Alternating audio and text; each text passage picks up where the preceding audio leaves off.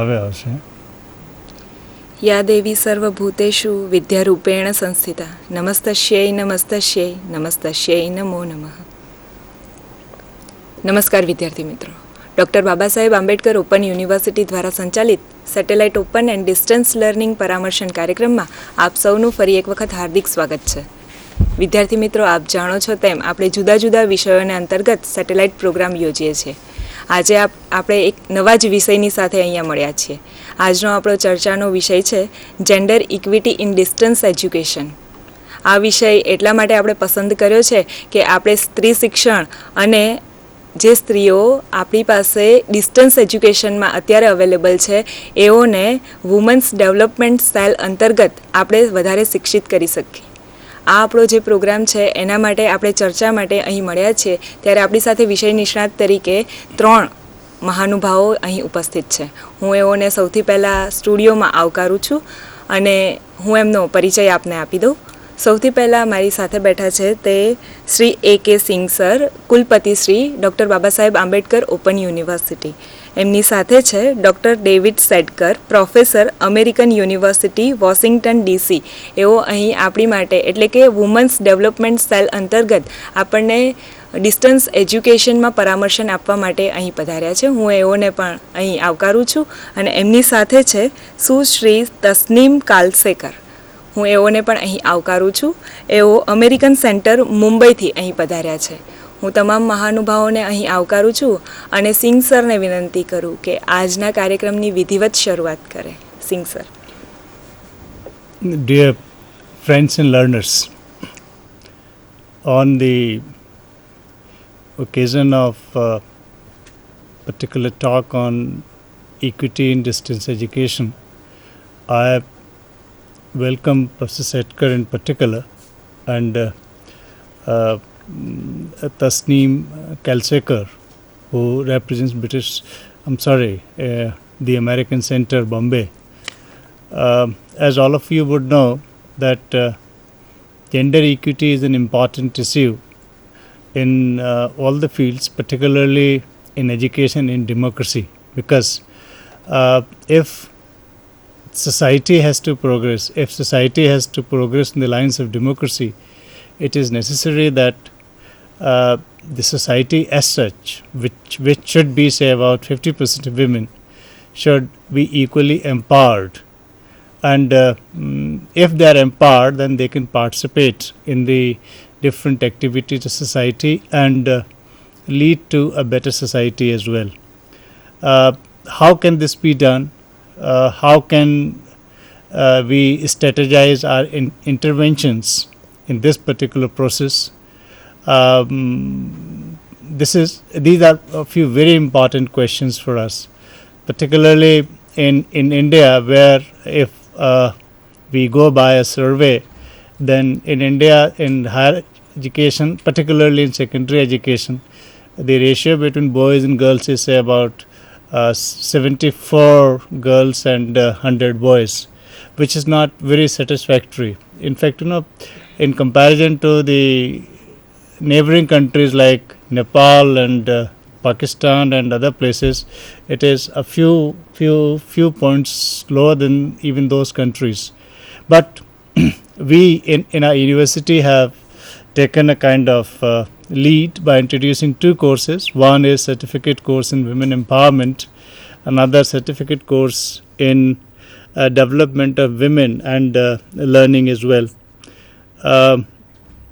For these 2 courses, we have the distance learning mode, wherein we supply the materials to students and counseling is also done. But today we have a kind of unique opportunity because we have a scholar of eminence on equity in distance education with us, which I would personally say that distance education or education things are slightly different in terms of counseling, otherwise scenario remains the same. How to achieve this? These courses would serve their purposes, but we would have a kind of perspective which would be new for all of us, and Professor Setkar would certainly think in terms of comparative study of what he has seen in the West, and during his travel to the other part of the country, how would he make some suggestions in that we will have to implement. Uh, I think best course for me would be to have the introduction first of Professor Satker, and that would be followed by his talk and some interaction towards the end of the talk. For the introduction, I would invite Tasneem Kelsekar, who is Cultural Affairs Specialist at the American Center, and it's because of her efforts that Professor Setkar's visit and this particular talk have been made possible. So I would take this occasion to thank the American Center and Tasneem Kelsekar in particular, and would request her to introduce Professor Setkar. Please. Hello friends, it's my pleasure to be here today, and an honor to be asked to introduce Dr. David Satker, our guest speaker for today's program.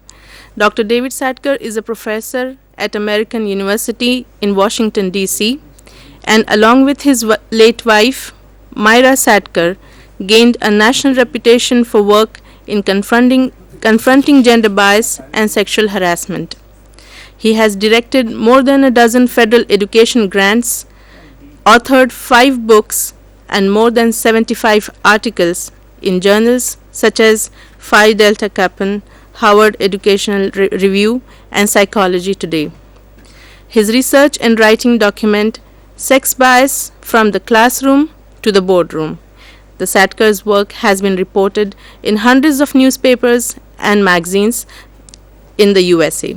They appeared on local and national television and radio shows such as The Today Show, Good Morning America, The Oprah Winfrey Show, and many more. It's my pleasure to have Dr. Satker with us here today, and I'll request him to present his presentation on gender equity in education. Thank you. Thank you. Well, I'm pleased to be here, and I thank you for listening. And what I'd like to do in the time we have together is really take you on a trip. The trip would be the life that I've had as a researcher and as a teacher and a writer over the last 35 years. But I promise it won't take 35 years for you to take this trip. It'll probably take closer to 35 minutes. It all began in the early 1970s when my late wife Myra and I were both doctoral students at a university in the States. It was very unusual back then to have a married couple both being full-time students at a university, getting their doctorates together. This would be unusual today. It was really strange then. But it turned out to be an amazing opportunity, an opportunity to see something we often miss. Myra and I would go to class together. I'll take you along to school with us. And we would sit in the room, and the professor would be teaching. And perhaps I'd have something I'd want to say. So I'd raise my hand. And the professor would call on me, and I'd answer, and the professor would say, "Good job." Myra was more shy. She would raise her hand a lot slower. And when it was finally up, sometimes the professor would call on her, and sometimes the professor would not. And when she did get a chance to speak, the professor would say, "Okay." I was becoming a star, very popular in class. Myra had a hard time even having her voice heard. And when we went home after class, she would talk about how it felt not to have a voice in class. We would also write. We wrote articles, we wrote it together, and they were published. Co-authors, David and Myra Satker. But when people talked about our articles, what they talked about was David's article. And Myra, as you might suspect, became sad and despondent and frustrated. So she had an opportunity to write a column in the school newspaper, and she took it. Her column, her editorial, was about how it felt to be in a program, a graduate program, as a woman who was invisible. The invisible female student. And as luck would have it, one of the people who read that editorial was actually a publisher for a major book company. And he said, "That's an interesting topic for a book. Would you like to write a book?" And Myra said, "Sure." So the first book in the United States ever written about what happens to girls in school was written by Myra when she was in graduate school. It was called Sexism in School and Society. And it was written and published in 1973. And we discovered a great American innovation when that book was published. It's called the royalty check. People would buy the book, and Myra would get a royalty check. But I have to tell you, the royalty checks were not very big. And when we asked the publisher to find out why, imagine our sadness when the publisher realized that many people in 1973 did not know the meaning of the word sexism. Myra's book, Sexism in School and Society, was not making sense because the word sexism did not exist in the English language until 1970. Amazing. Hundreds of years, thousands of years of gender bias, and the word sexism was never created.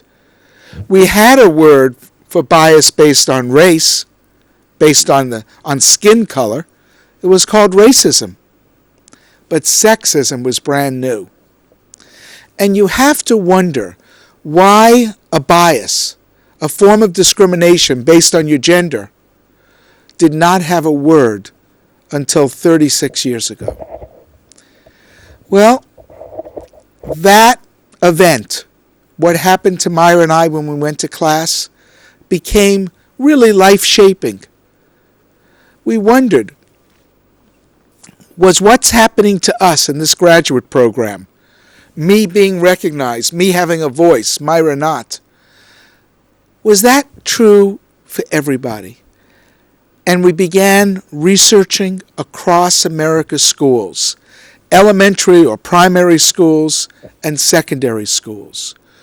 We received funds and hired raters, observers, to visit over 100 classrooms in 5 states in the U.S.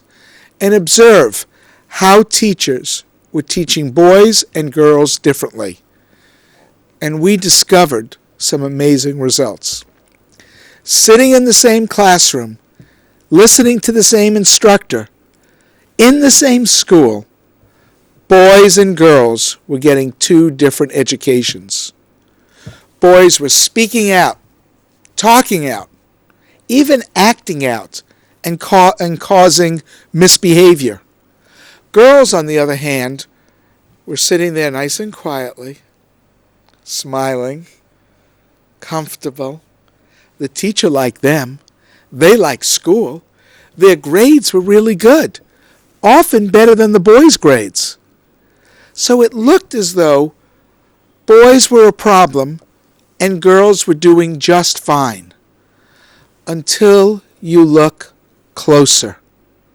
When you look closer, you realize there's not only the official curriculum of school, where children learn math and reading and writing, but there's also an unofficial curriculum, one that we call the hidden curriculum. Those are the secret lessons that boys and girls learn. In school, boys learn to speak up, even if they get into trouble. Girls learn to quiet down. Of course, that'll get them a good grade. As you go through school, boys get more bravado, more confidence. Girls become quieter, losing their voice. So when they graduate school, girls are proud of their good grades, but they paid a terrible price for those grades. The price they paid? Silence, losing their voice, and maybe losing their confidence. Boys, on the other hand, feel entitled, feel as though the world is their oyster, and they nearly have to pick out pearls. They do have a voice. Now, is this true in India? Is this true that boys develop strength in a voice, girls do not? Well, I've only been here a week, and I've met with teachers in several cities, and I've looked at some classes. And I'd say in many ways, I think it certainly is the case in India, and I hope that people begin researching this in Indian schools, because the gender problem in India is more severe and more profound than it ever was in the United States. So to me, as a visitor of India, I see a rich country. I see an old civilization.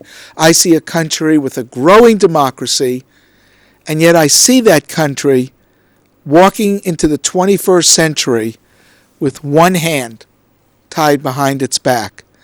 And that hand is the hand of half the population that's female, and the other hand is doing better, but it's being brought down by poverty. So I see India moving forward, but I know in my heart that if we could free up both hands, if we can take care of poverty, and if we could give women a voice, that India could move forward quicker, and that all the people of India could benefit. I truly believe that the universe provides everything people need if they know how to ask for it.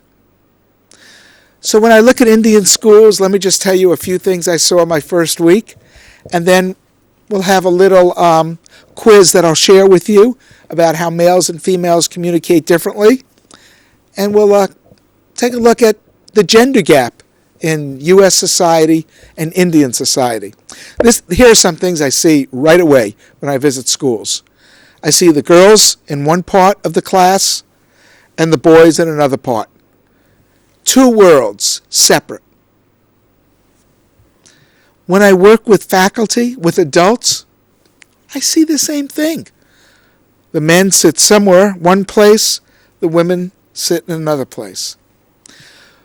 While that sounds natural, if done by race, it would sound very unnatural. If I said, all people with dark skin sit over here, and all people with light skin sit over here, that would seem racist, unfair, and it would have really no educational reason for that. So people don't separate by race. But guess what? The same exact thing applies to gender. If you say for no special reason that we expect females to be over here and males to be over here, then you separate your society. You segregate your society based on something that has nothing to do with education. What I tell people in the States when I see classes that are gender segregated, and some are, is to integrate the class. Move students around. Get some of those girls to sit with boys. Get boys to sit with girls. Get people to change their seats. Because if you don't, this is what happens. Teachers will go to where the boys are sitting.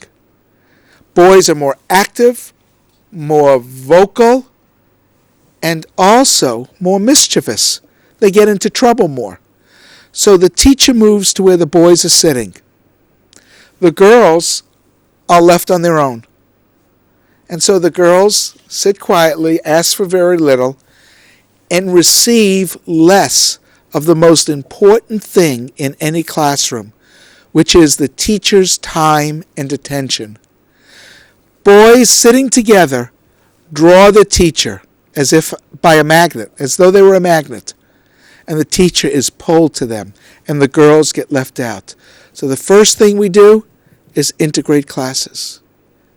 Another thing I do with teachers, and I've been doing it this week in India, is explaining that when you ask a question, it may not be the best or the only approach to call on the first person to raise the hand. Because the first person to raise the hand or to call out is often a male. I ask teachers to wait till 5 hands are up or 10 hands are up and then call on a student, to alternate between male and female so that everybody gets a turn, to speak to the quiet students and explain to them that you're going to call on them. You can even tell them the question you're going to ask them. To set the tone in the class that everybody speaks. One of the most important lessons a teacher can teach children is that in this culture, as in any culture, adults, people who grow up, children who grow up and don't have a voice are less likely to be heard in their own family, are more likely to be abused, and are less likely to get salary raises or promotions in the workplace. One of the things teachers need to teach children, and especially the quiet children, who very often are girls, is to learn how to speak and not be so shy that this weapon, this tool, this gift of voice is lost. Boys have another lesson. It's not the throat, it's the ear. Many boys need to learn how to listen more carefully, at least in the States. I was at a school today, and I would ask questions, and the boys would raise their hand. I would tell the boys, they're all sitting in one section of the room, how are you doing? Tell me. And they would yell, okay, or yes. And I'd go over to the girls and I'd say, how are you doing? There's silence, nothing. And I have to work with them just to say yes. That tells me that India's schools have homework to do. Homework in giving half its population a voice. You know, the nations move forward that best utilize the human potential, the intellect of their citizens. India is gifted with very bright people who have offered the world a great many insights and skills. It can't afford to go out into the 21st century without half its population. So I give teachers really ideas, strategies, practical ideas for how to pull out both students. They could write every student's name on a little card and just flip the cards and call on students. Forget about just calling on the students who speak, who want to speak. A teacher's role is to be intentional, to be thoughtful, and to be a teacher for all the students. So that's much of what I've seen in American schools, and I see the same thing, maybe even more severe in Indian schools. And the gender issues in Indian society, where the status of men and women are so unequal, I think is reinforced in unequal classrooms. So I ask teachers and educators to create fairer classrooms, even if it's difficult. Often what is difficult is what is important to be learning. So that is one part of my visit here, talking to schools and students and hoping they make a difference. Another part is sharing with educators and with others the lessons we've learned in the States about looking for gender bias in how men and women talk in the workplace or in public. And so what I've done is I brought with me 10 questions, a gender communications quiz. And if you'd like to take the quiz with us, that would be terrific. We are going to take a quiz on how men and women talk differently in public settings. And let me give you a few directions. All of these 10 questions were developed on research done in the United States. I met with several of my colleagues in the U.S. who are Indian, and I asked them to look at all the questions I have and to pick out just the 10 that they think apply to India. So what I could say about these questions and the answers I'm going to give you is they're true in the U.S., they may be true in India, and several Indian professors think they probably are true. I'd like you to think if they're true. And by the way, when I gave these questions to groups during this week, sometimes people get them, and sometimes they miss them completely. So let's see how you do. We're going to look at the gender communication quiz. Take these questions along with us and see how you do. All these questions apply to public settings. They looked at factory workers, office workers, people on assembly lines, teachers at meetings, and they analyzed how the males and the females differed in their treatment and in their speech. And we're going to take a look at these. There are 10 questions. We're going to go through all of them together. Each one, as you see, could be marked true or false. What I'd like to do is have you take these questions in your own mind and answer them, and then I'll tell you what the research said in the U.S. and ask you to start looking for this in India. Let's go through another click, and we'll get right to the beginning again, where it says answers on the top. Stop. That's it. Men talk more than women. Do you think that's true, or do you think that's false? Well, when I give this in my workshops in India over the last week, I have to tell you, most people say that's false. Women talk much more than men. And at the meetings, most people said that. And I don't know if they were thinking about at home, or if they were thinking about someone in particular, a woman they know who talks a lot. But the answer, according to U.S. research, and the answer according very often to my ears and eyes, is true. Men talk far more than women. In the U.S., they would do experiments where women and men would talk, and they would use a clock to time it. Let me tell you about one experiment very quickly. They showed men and women paintings, and one at a time they asked them to describe the painting into a tape recorder. How long do you think the average man took to describe a painting? How long do you think the average woman took? For the average woman, it was 2.5 minutes. For the average man, it was 13. Men talk far more than women. At meetings, in deliberations, and at work, men talk for longer periods of time. Now, your eyes and your ears may not see this.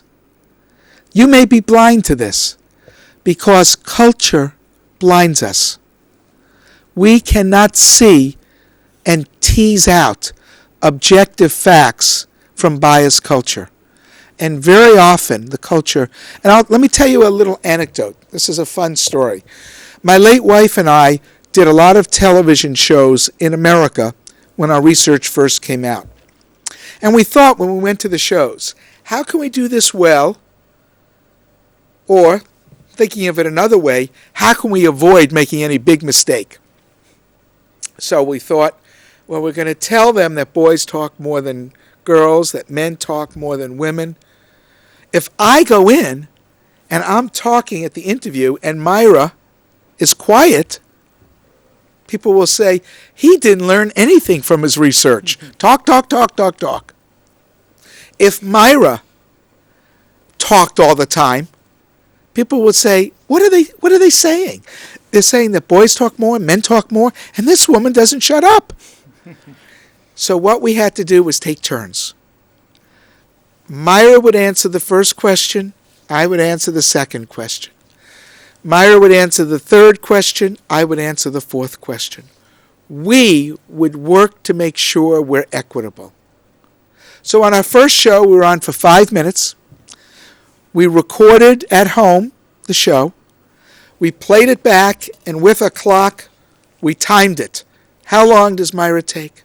How long do I take? And it turned out that Myra and I spoke almost perfectly equitably. There was only 9 seconds difference in 5 minutes. What do you think most people said who saw that show? Why did Myra talk so much? Because when it's perfectly equitable, to eyes comfortable with men talking most of the time, it looks as though the woman's talking too much. That's why we need to find objective tools and not depend on our biased eyes. Let's take a look at the second question. This one says, men are more likely to interrupt women than they are to interrupt men. Now, in your own mind, tell me if you think this is true or false. You have 5 seconds.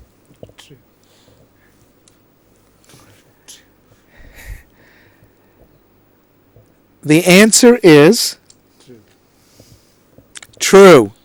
Men interrupt women much more than they interrupt other men. That's one way they get to talk more. They interrupt people.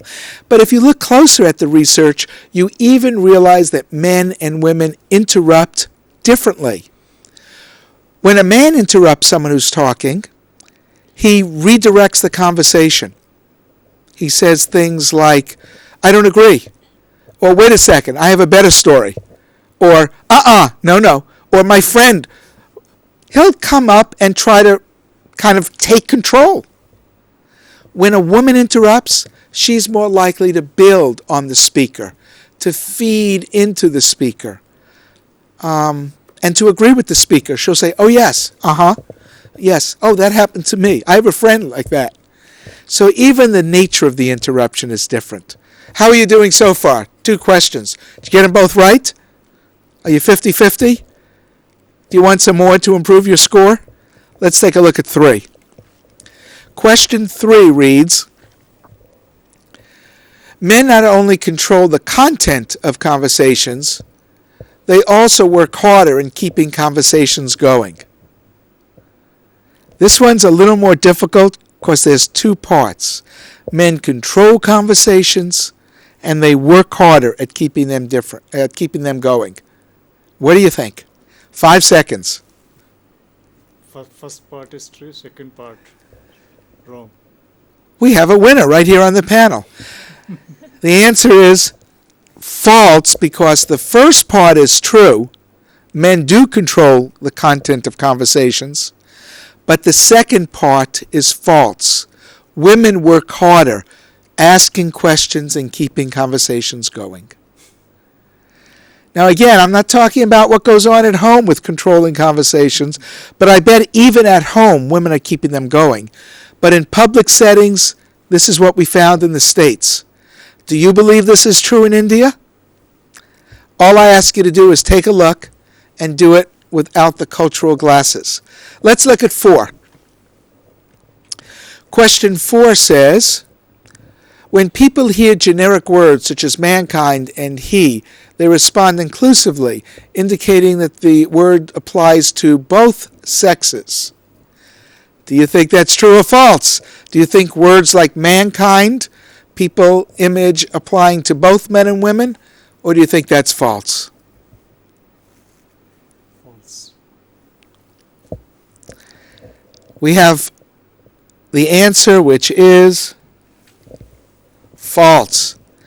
When people hear words such as mankind and he, at one level they know it's supposed to include everybody, but in their mind they see men. I'll give you one quick example. People in their 30s were asked to just sketch out a book cover. One group was told the title of the book is Urban Man. Sketch out a cover idea for us. Another group was told the title of the book is Urban Life. Sketch out a cover. I think you know where I'm going. The group that had the directions to draw a cover for Urban Man, at some level they knew that Urban Man was kind of a broad term, but their covers had only Urban Men. The group that was told to draw a cover for Urban Life had men and women and children. Words are very careful. I ask teachers and I also ask employers to think carefully about the words they use because they mean a lot. Try to use words that don't have one gender exclusively in them. Let's take a look at the next question. Question number 5, I guess. Male students receive more reprimands and criticisms than female students.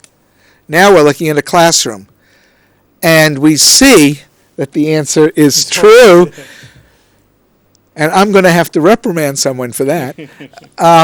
Males are punished more publicly and more harshly than females. By the way, males have a stereotype too. Being troublemakers, they have a burden too, making most of the money in the family. And as India moves towards looking at gender issues, they will come to realize what America is realizing, that there are at least 2 genders, and that when you open opportunities for women, you actually open opportunities for men too. Men who now can be parents and active parents at home. Men who maybe don't have to take the full burden of earning a salary to support a family, but could partner with a woman. Men who don't have to hide and close their emotions. Men who don't have to die years earlier than women because of the stress of their role. Gender bias puts a straitjacket, a box, on both men and women. Let's take a look at the next question. Women use less personal space than men. Do you think that's true, or do you think that's false? The space around you, the personal space. And the answer? It is true. Women use less personal space.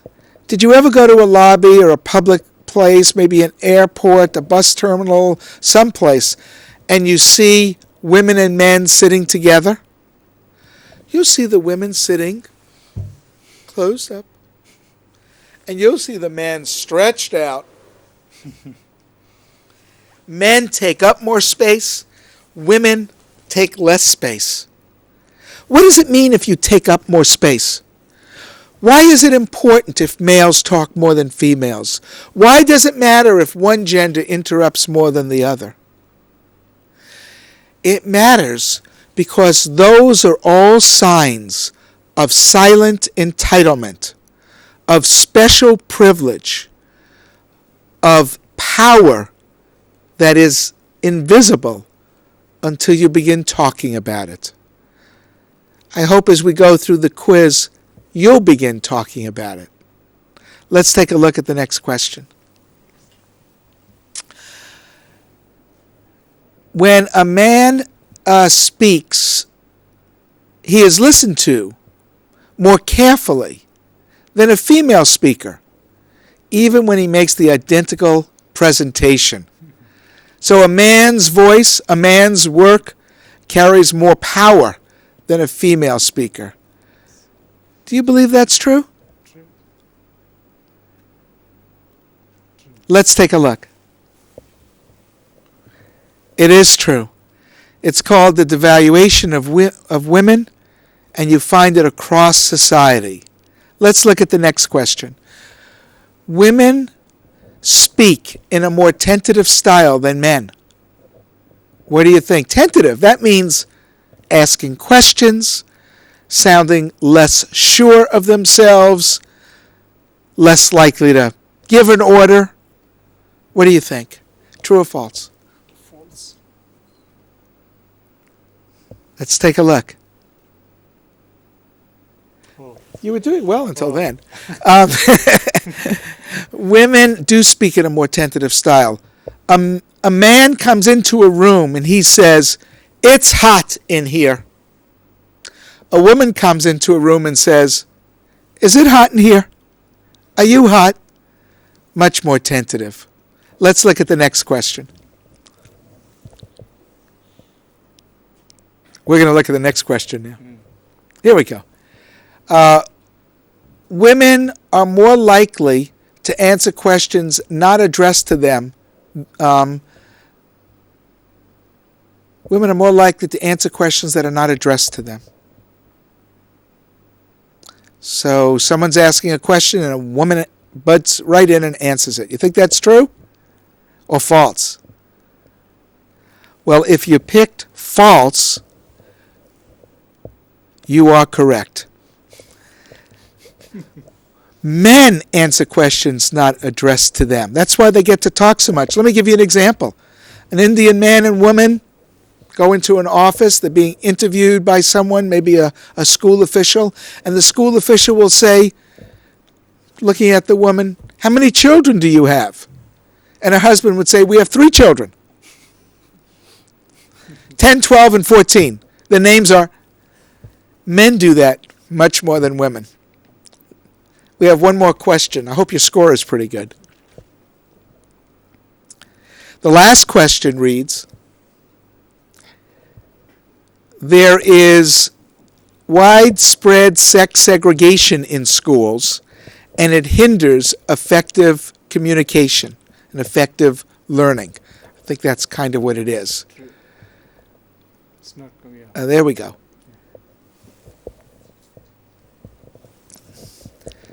True or false? True. I really started the talk with this one, so I'm trying to see if you remember from the first question to the last. And the answer is It's true. true. And as I said, when you segregate, teachers end up with the boys in the class, not the girls. How'd you do on your quiz? I hope you did pretty well, but more importantly, I hope the quiz helps you begin looking at gender bias in your own life, starting in your own family, starting in your own school, because when your behaviors at home and your behaviors at work begin looking for equity, you will find a more complete and wholesome life, one in which male and female work together as equals. When they work separately, there's always pressure, there's always oppression. Both the oppressor and the oppressed feel the weight of that. I'd like to end with one quote, if I might. We can do just the first one. And this is a message from me to you. And if we can put it on the screen, well, I could read it too. Never doubt. Just a minute, sir. It is on screen.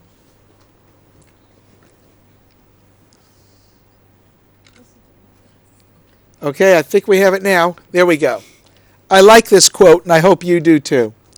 Never doubt that a small group of thoughtful, committed citizens can change the world. Indeed, it is the only thing that ever has. Margaret Mead was a famous anthropologist. I hope you will become part of that small group of thoughtful, committed citizens changing your world. And I appreciate your hospitality in my trips throughout your country. And I've learned a lot, and I hope I'm teaching some people as well. Thank you. I thank Professor Satker particularly for coming out of the jargon of what we know today as feminism and yet working for a cause that's on which the fate of humanity rests, particularly in a democratic world. What one would appreciate in the course of his talk is that he is relating this sexism in our classrooms, in education system, with what one can say gender apartheid, and it is as serious as that. In our situation, we often say that we consider women as goddesses, but we must allow these goddesses to speak. We must allow them to have the proper space in society, in the different spheres of a society wherever they live. You would have also noticed that whatever he has said is very pragmatic, very practical, and very practicable also, particularly in our classrooms and so on. And he was in a very mild way hitting nails where it really matters. And I remember when I was a student at St. John's for my MA, one of our professors used to say that when he joined, then there would be one girl standing outside the classroom with folded hands with couple of books in them, and then all boys would be inside. She would wait for the professor, and when the professor would go in, then she would enter the class rather. He said that now the situation has come, and hopefully for better, that after some time boys would stand like that girl, and the girls would be inside, and the boys would wait for the teacher so that they can go inside. That's not the situation. That was in very lighter tone, but the fact is that both should have equal space, equitable opportunities in social, economic, cultural development. This particular trip and this particular talk would certainly help us in sensitizing our students on this particular thing. In our open university system, by the way, we do not come in direct touch with students. We get in touch with them through our counselors. Yes. And most of the counselors happen to be male. So there is in fact greater opportunity of this kind of discrimination, because it is at the study centers, and we supply the study materials, printed study materials, and these cassettes, CDs, and live telecast. Perhaps after this talk we will have to think of newer ways of sensitizing our students, our counselors. And what in America, one of the professors, he said that in literature they call it Philomela project. She was detongued, so that Philomela's tongue is to be restored, so that the women, whether they are in the university system working as employees or as students, they have tongue to speak. And something that you very rightly said, that boys or the male should make use of their ears more than their tongues. In fact, in Indian civilization and culture, there is a term called bahushrut. A wise person is one who hears more than he talks. So I think the message for them is that men they have spoken enough. They should listen more and digest it, and create opportunities in which women would have equal space. I think we have come a long way from 1792, when Mary Wollstonecraft wrote that vindication of rights of women, because one of the ways to empower women is moving out of the classroom, because this is the best possible space. If she gets discriminated, if women get discriminated in the classroom, how can we think that they would get their equitable space in villages where they are in many ways dependent on men? But in India, what we have, like you rightly said, that our 1 foot is in like a python, this front part is in 21st century, the tail maybe in 15th, 16th. You never know, in different parts. So in villages, what one feels is that at some level there is greater discrimination. At some level, women have more powerful space. They control the things, and we have quite a few matriarchal societies. Say, for instance, in Kerala and Northeast. Though all these things are changing very fast, and we have to learn a lot from your experience and implement it. Perhaps